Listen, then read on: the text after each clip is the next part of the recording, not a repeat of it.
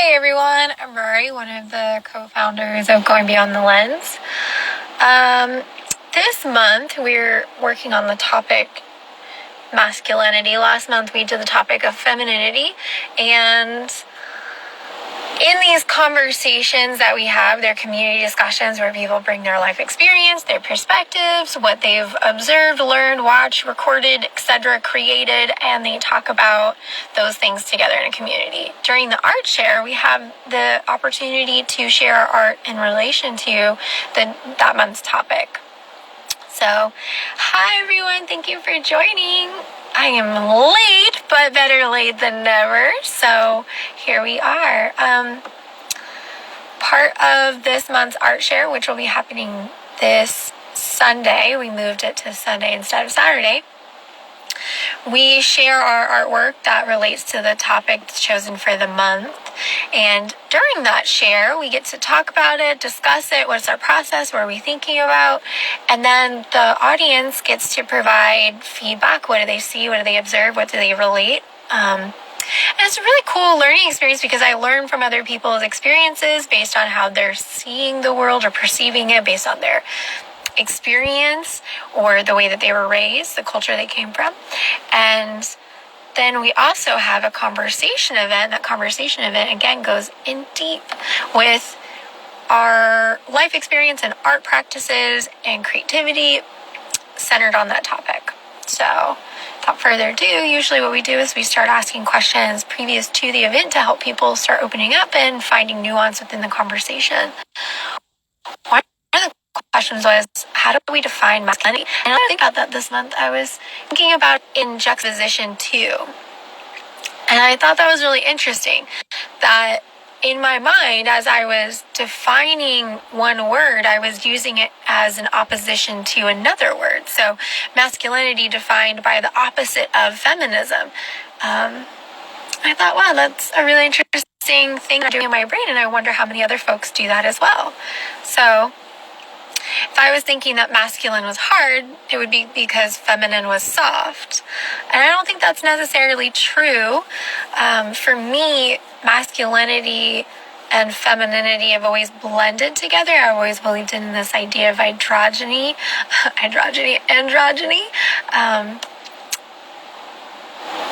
as this intertwined, enmeshed idea of two things that aren't working against each other, but are working together. That's just the experience that I've had with masculinity and femininity, and the ways that I've shared it in my work visually can look like dressing up in a suit, because in the society that I grew up, wearing a suit meant masculine. Taking up a lot of physical space in a photograph usually conveys that you're more masculine. Depending on the perspective that the photograph is taken from, because that's my medium. I work in creating photographs and posing for photographs. Hand placement is another more masculine thing, where it's placed on the body. So those are things that I've thought about in terms of masculinity. I would love to see what the audience brings up and what they share and how they define masculinity. And what is the criteria that they're working under as they think about these things? Roger this month is our guest speaker. He's also one of our lovely community members.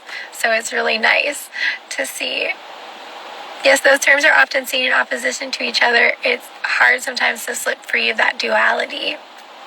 So here's a good question, Doug. I love that you chimed in on this. And as I was thinking to myself, I'm thinking about these things in opposition. Is that a bad thing? And if so, why? Or is it not a bad thing? And if so, why? Hi! I love that so many of y'all are friendly and have chosen to wave. Thank you for joining me.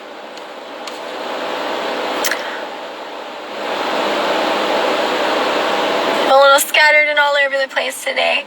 Hi, Roger. I was just telling everyone that you'll be our guest speaker.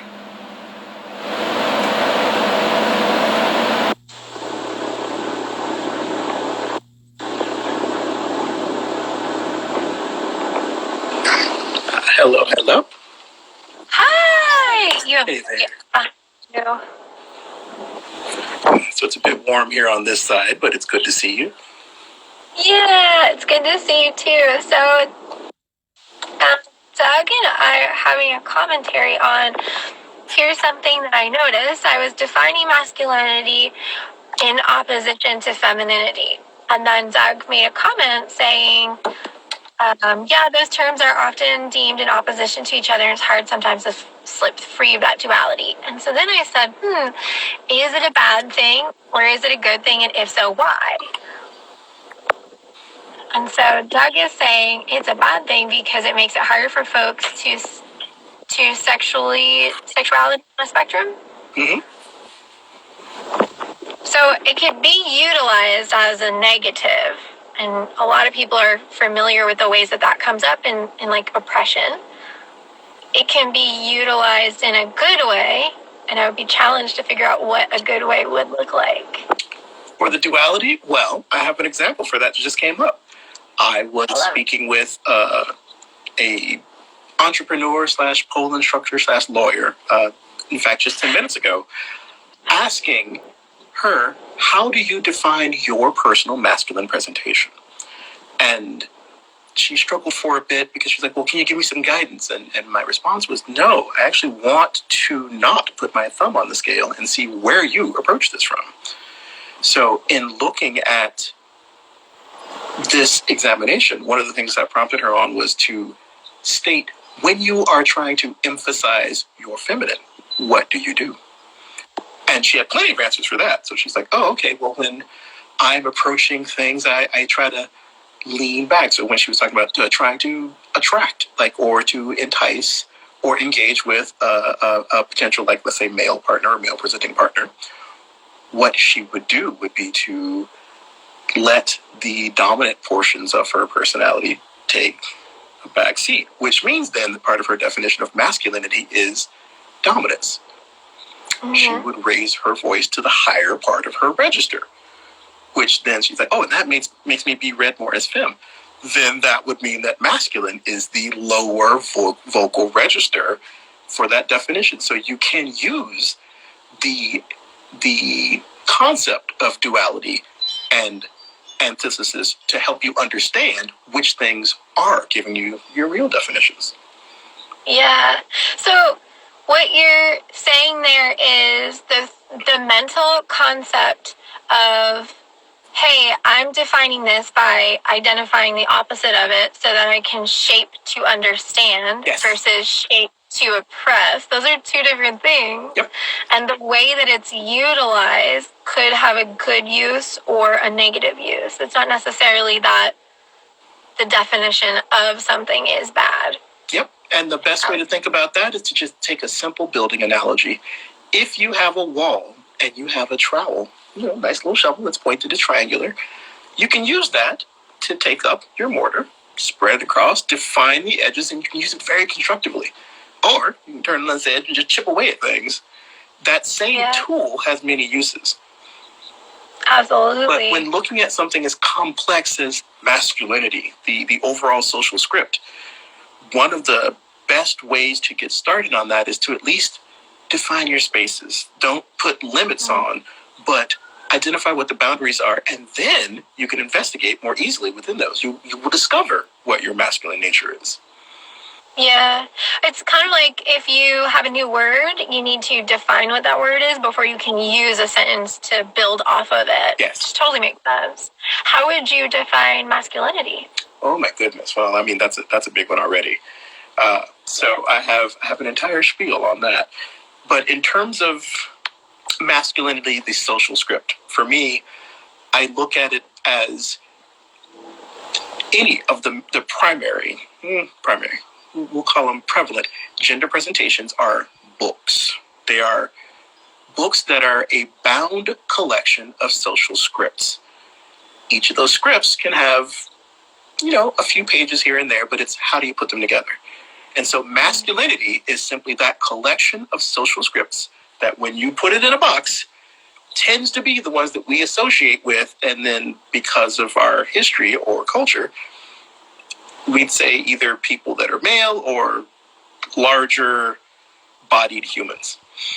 But that's masculinity. But what those words are, oh my God, there's so many. Like, that's actually one of the things that I put together. I made word clouds by sampling people, asking like as many people as I could, when you are saying something is masculine, what words do you use? Yeah. And then I did a frequency analysis in those, and then the more people used it, the bigger the word was. And I saw that. Was it the seahorse? Yes, the seahorse. So the seahorse is taking what the media tells us masculinity is. And then the opposite, and I picked the seahorse because that is one of the few male animals that's pregnant. That's because that is the most masculine thing you can be as a seahorse. Be a manly dad and give birth. Yeah. And so giving birth, by definition, then must be part of the masculine experience. So, that was interesting. But looking at that, you take what the media says. So I picked 5 journal articles, ran them all through, and these are the words that pundits, that sociologists, that news reporters, and editorialists use when they're describing masculine. It was interesting to see what came in with there because predator, hunter, killer, and murder were all very large on that list. Well, I mean, it says a lot about North American society and culture.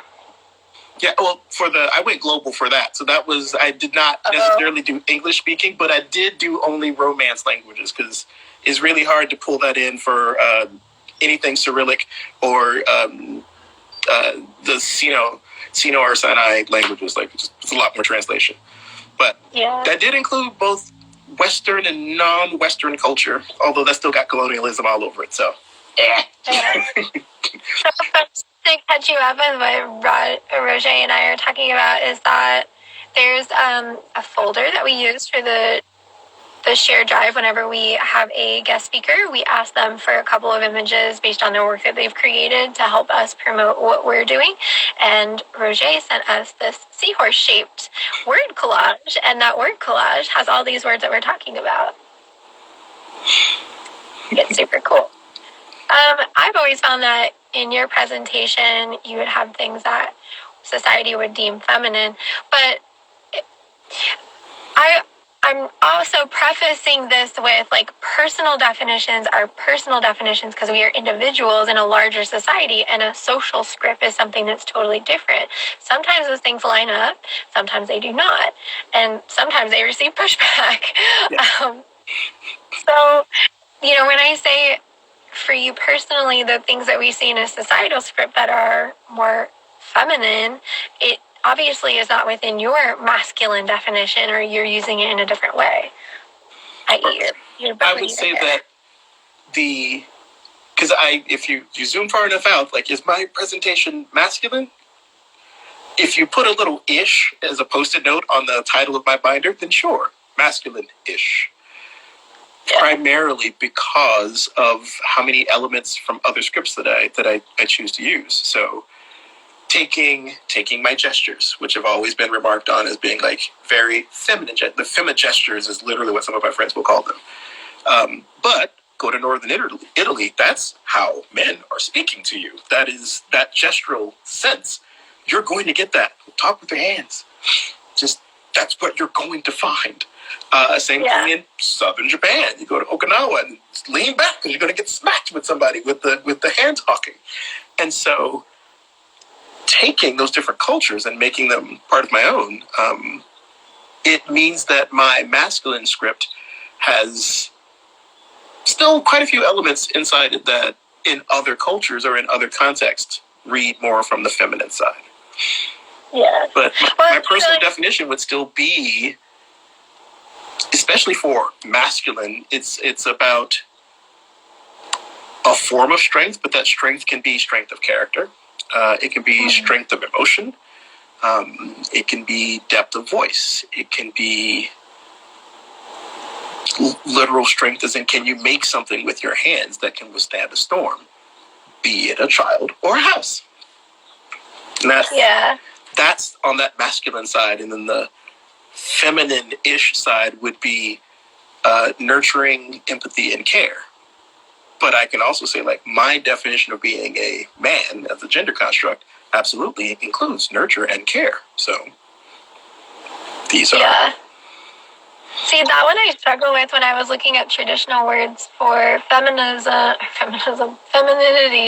and it was like nurture and care, and I was like, but that's my definition of like good human, Exactly. like unifying. That's very interesting. So, are you saying that men are not empathetic or nurturing or care? This is confusing, and so I was struggling to come up with the definition for femininity because I was like, well.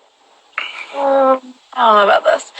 But it brings me to something that you're saying is that, like, okay, so in this society, we may see certain gestures that you make as feminine.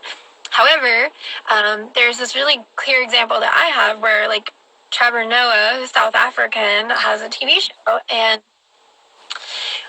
there was a queer, I believe, white, feminine presenting person who was on the show, and they brought a set of earrings and said, hey, Trevor, you present very masculine. Let's give you some earrings. And Trevor was a little perplexed and was like, well, where I come from, men wear earrings, so this isn't feminine for me. But in this culture, I understand the context that this would be feminine.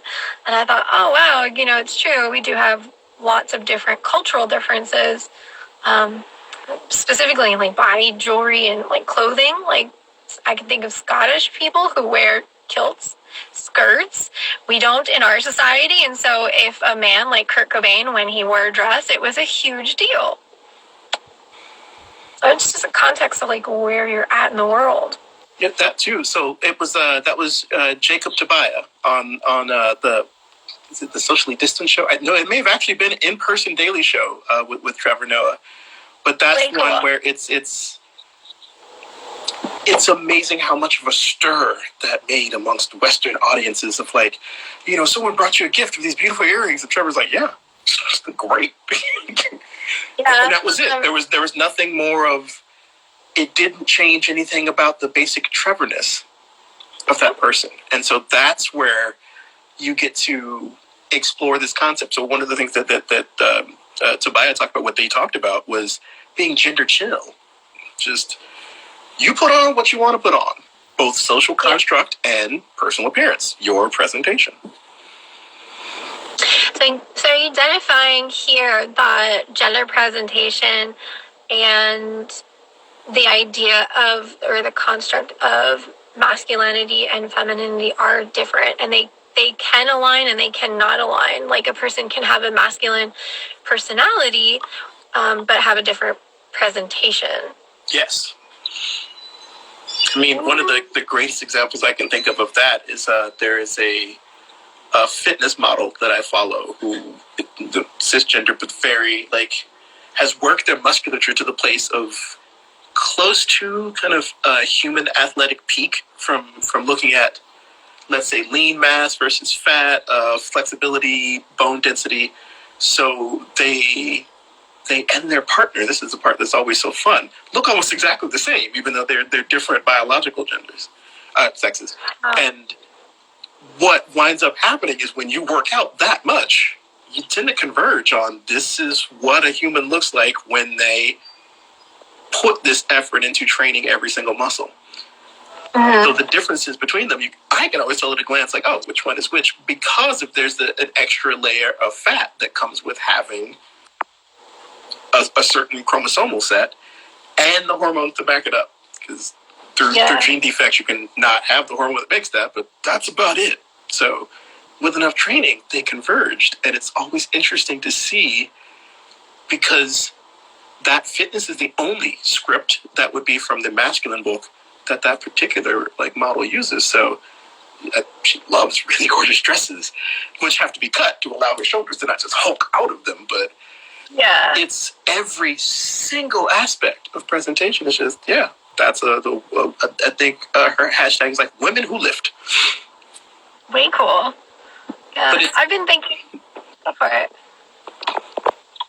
I fell into an internet rabbit hole and discovered a plethora of, I know, it's really easy to do that, of dancers that are dancer performers that have taken to pole fitness and are AMAB bodies are presenting in feminine ways, or some of them may even be transitioning.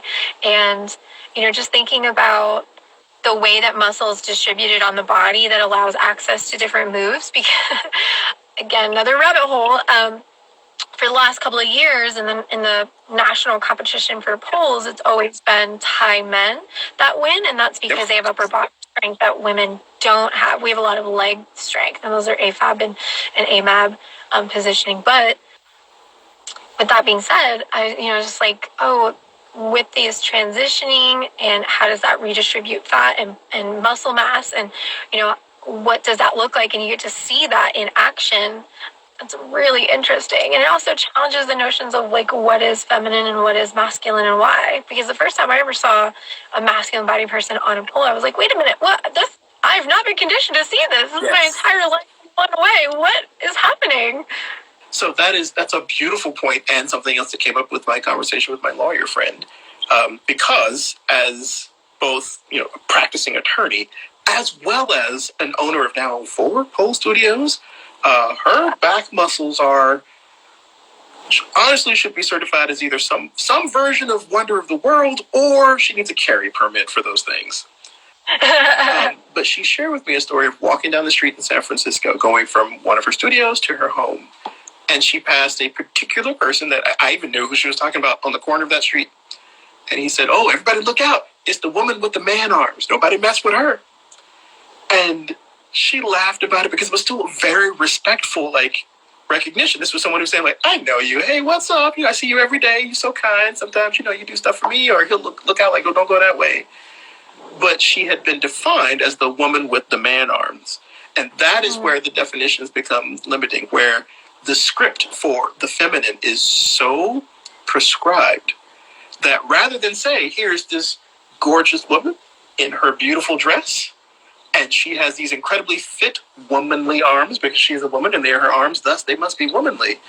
No, they have to be subtracted from her. It has to be she is the woman with the man arms. Yeah. And so what that's saying is that even if you have these elements in that script, if they don't fit someone else's rubric for what's allowed to be in that booklet, then they ignore it. They redact it. They say those aren't yours. You are a woman with man arms. You are a woman with a man jaw. You are a man with girl hands. You are this script, and anything that doesn't fit inside it, we're just going to snip it off. Where this becomes the most challenging these days is if you have people who are transitioning, where they're trying to shift the societal perception of their particular folder of scripts from one to the other. Change a pink cover to a blue to be reductionist, even though neither of those colors have meant anything for more than 130 years. So, in fact, what is 135 years ago, they were the opposite, so whatever. But when you have that intense external pressure, then people start looking for those same markers, the same things that were redacted before when they declared, okay, that is a woman with man arms. If they're well, that's a woman, but it's got man arms and a strong jaw. Okay, well, then that's somebody transitioning, and then you get back into the dismissiveness of not seeing a person for who they are or the full dimensionality of who they want to be. Yeah, you're saying we're using predefined scripts rather than being present in the moment and observing who's that person or what is that person presenting as and how is it theirs rather than not theirs but in a larger construct. Yeah, and also just recognizing that it's still valid as, that page fits in that binder, so it's part of that binder. Yeah. A great example from the full community too would be, so there's another very masculine musculature performer / entertainer who, in terms of their both body motions and kinesthetic presentation, presents extremely from the womanly aspect. That would be the fittest wizard, Denis, I think it's Samsonov? Yes. Denis Samsonov, which that's just the most perfect name. But that, he just adores dancing, and he's just yoked, and also does the most delicate gestures and body motions, and then we'll do a standing backflip because of the sheer strength and the upper body mass that allows people who can put on upper body mass more easily to pull off these tremendous feats. Yeah, there's definitely a move that one of the folks that I was observing did that I was like, I would have to try extra to be able to do that because I'm not built that way. But once you define, this is what it requires, then you're able to either move closer or further away. And so to your point before where you were saying, like, here's a way that language is limiting or these predefined scripts can be limiting. Here's a woman with the man arms. A way that it could be helpful is say, oh, well, this person is able to do this trick because X. In order for me to do that, I need X. Yes. Right? Like, really just need to focus on bulking up these, which is probably not going to happen. Or if it's not bulking up, it might be there is a flexibility lever that you can use. There may be a mechanical advantage that you can kind of cheat to find, where it's like, if I wear this particular type of spandex suit with the flexural temporal, so that has external flex panels on the outside of the thighs, it makes those strength moves a lot easier because that elastic is helping lift your legs, so now your upper body strength compensates better. Science can help you achieve that same motion. Absolutely. I mean, I think it would just require wearing particular heels that make my legs heavier so I could kick them, like utilize the strength that I have on my leg. Yeah. This maneuver, though, is particularly challenging, I think, for anybody. They grabbed the pole in one arm and did a complete flip, landed in a split. And I was like, yeah, that's like level 100, and I'm at level, not even one. I'm gonna go with like number 2. No, come on, you're pretty, but I've seen you. You're pretty buff. The 2, at least level 2. You have like if I like to, I don't know, like a level 1.5, maybe that. Like the whole moving and flipping in a circle, I'm dizzy already. So like just recognizing how and where that's a challenge and not saying like that person's a problem and that's unachievable. It's like how and when, so that I can figure out what I need to do to get there. Just less limiting and see the person as a person. I like that, and those are definitely things that we can like dive in deeper during our conversation, which I'm actually really excited about. I'm going to keep saying this, everyone. Roger is going to be a guest speaker, and as you may have noticed in this short conversation that we've been able to have, there's a lot of things like nuance and depth that we can go into. It's pretty exciting. Thank you so much for joining us today and for us in the conversation and for being a part of the community, because every time that we have these conversations, they become that much better because you're a part of our community. Oh, thank you. So for those who are following along in the chat, we did have a comment from Doug. I've got the chat scroll on my laptop, which helps with this. I've also dropped in links to both of the things that we mentioned today. So there is the Fittest Wizard as well as Terrible He-Man. So you can go and look and see things that apply to that presentation. And then I will also drop in links to the conversation with Trevor Noah and Jacob Tobias on looking at being gender chill. So heck yeah, thank you. Do you have anything that you want to convey before we part ways? Oh, simply that all of this stuff is a construct. It's all made up. And it's what things you choose to put inside your personal folder of presentation that matter. It's true. This is all make-believe. You do still have to navigate society. Like there will be people who tell you your folder is wrong, so you just roll up. You roll up and you swat them with it. But I mean, that may not be the best way to go through society, going around hitting people. Don't take Roger's advice literally, people. I think if you could find a way to roll up your gender presentation and hit somebody with it, good on you already. Have you seen some outfits?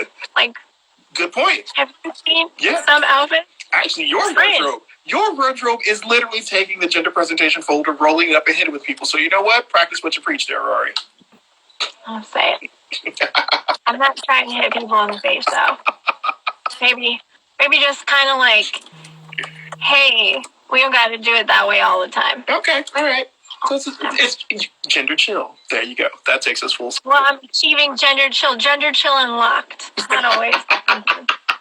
I mean, that's what I feel about your The decorations that you place in your hair are a subtle way for someone to do a double take and say, wait, why am I looking at this? Oh, and what?